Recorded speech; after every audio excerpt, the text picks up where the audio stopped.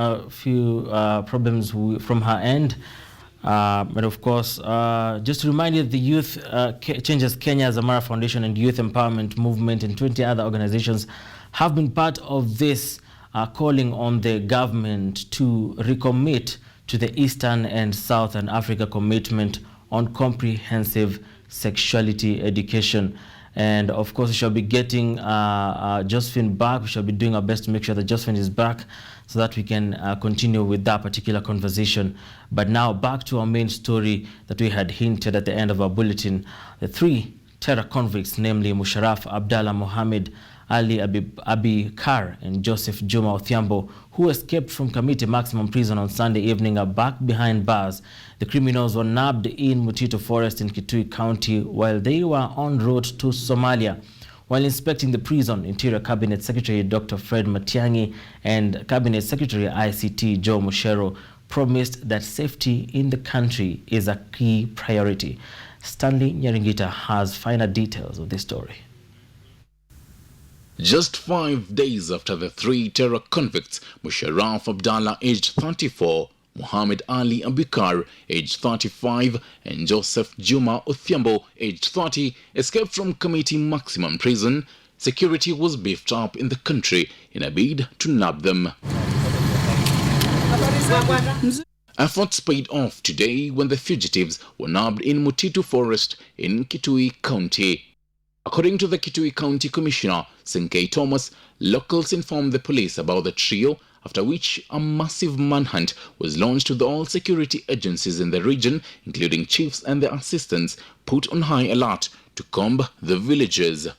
They have been positively identified, but the most important thing here is to thank the members of the public and all the entire team that took time to save the situation.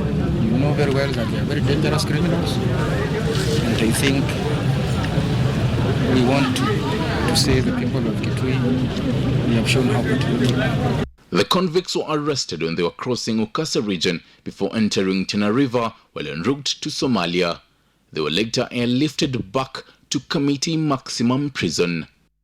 On Sunday evening, the trio managed to escape from the highly guarded prison after dislodging a brick on the wall of the cell.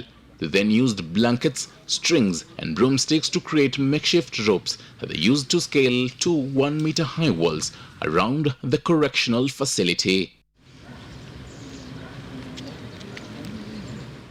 Interior Cabinet Secretary Dr. Fred Matiang'i and CSICT Joe Musheru, who were visiting the prison for an inspection, have promised that the security of the country is a priority.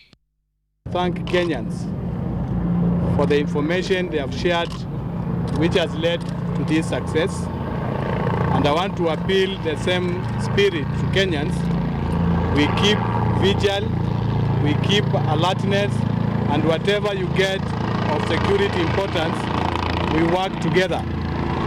It is because we have worked as a team, the all-nation approach. That's why we have been able to succeed. That there are certain lapses that we need to deal with. We have spent the last 3 days working on, how to deal with some of those challenges. And I pray to God that we never get here as a country, because the level of anxiety the country got into was unnecessary because of the lapses that were here. But now that we have gotten them, and we have officers we suspect failed in their duty to do this, we will ensure that the law takes its course and we bring all those who are involved to justice. The daring escape saw several Kamiti prison officers arrested on suspicion of aiding the criminals to flee.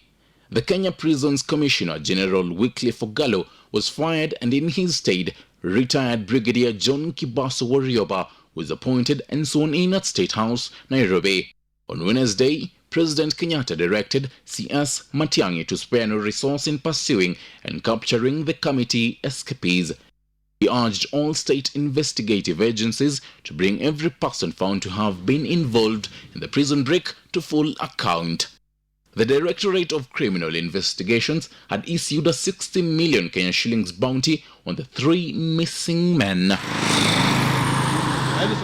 With the 3 terror convicts back behind bars right here in Kamiti Maximum Prison, the public eye is now on the government to ensure that proper measures are taken to ensure that such incidences do not happen again. Stanley Nyeringita, Kamiti Maximum Prison,